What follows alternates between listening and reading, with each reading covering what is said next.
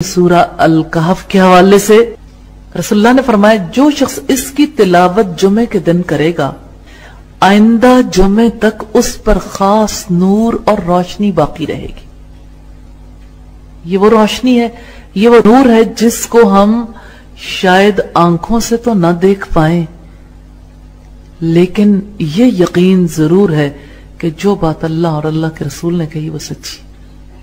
یہ نور، یہ روشنی کیسے باقی رہے گی ہم نہیں جانتے، لیکن اس کا مطلب یہ ہے کہ اس صورت کا اثر آئندہ جمعے تک رہتا ہے۔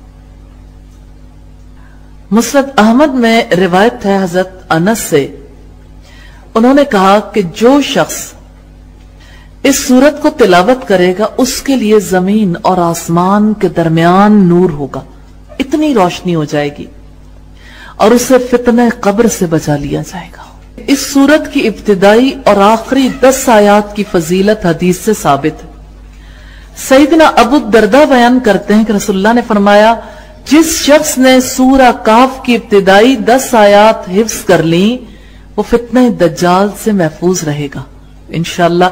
صحیح مسلم کی روایت ہے 1883 نمبر پر۔ صحیح مسلم میں اول اور آخر کی فضیلت آئی ہے۔ امام البانی نے پہلی 10 آیات والی روایت کو محفوظ اور راجح قرار دیا، اور ابی سعید خدری سے روایت ہے کہ اللہ کے رسول صلی اللہ علیہ وسلم نے فرمایا جو شخص سورہ الکہف پڑھے گا تو اس کے لیے وہ اس کے مقام پر روشنی بن جائے گی، یعنی جس جگہ وہ پڑھ رہا ہے وہاں سے لے کے الی مکہ تک، یعنی اس طرح سے اللہ تعالیٰ اسے روشنی بنا دے گا۔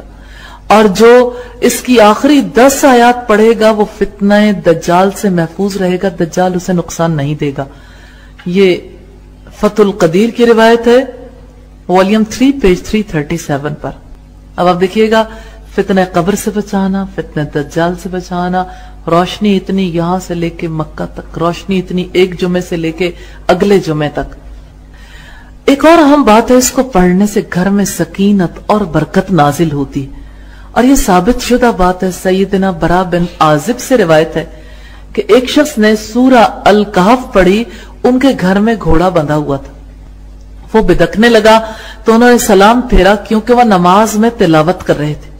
کیا دیکھتے ہیں کہ ابر ہے جو سارے گھر میں چھا گیا، یعنی ایک بادل سا ہے، وہ آیا جیسے آپ کبھی مری جاتے ہیں ناردرن ایریاز میں، تو ناردرن ایریاز میں جب بادل آتے ہیں تو جو بہت ٹاپ پہ گھر بنے ہوتے ہیں، بادل سکون کے ساتھ ایسے ہی جیسے ہوا اندر آتی بادل بھی اندر آ جاتے ہیں، لیکن اپنے جانے تک ہر چیز کو گیلا کر جاتے ہیں۔ تو یہ ایک ابر ہے جو سارے گھر میں چھا گیا ہے۔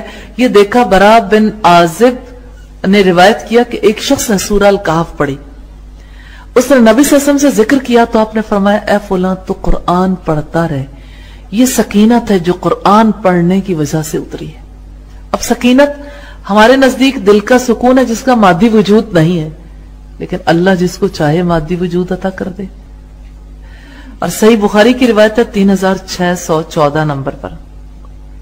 ابن مردوہ نے عبداللہ ابن مغفل سے روایت کیا کہ رسول اللہ صلی اللہ علیہ وسلم نے فرمایا وہ گھر جس میں سورہ الکہف پڑھی جاتی ہے اس میں شیطان رات تک داخل نہیں ہوتا، یعنی اس رات شیطان داخل نہیں ہوتا۔ فتح القدیر کی روایت ہے والیوم 3 پیج 337۔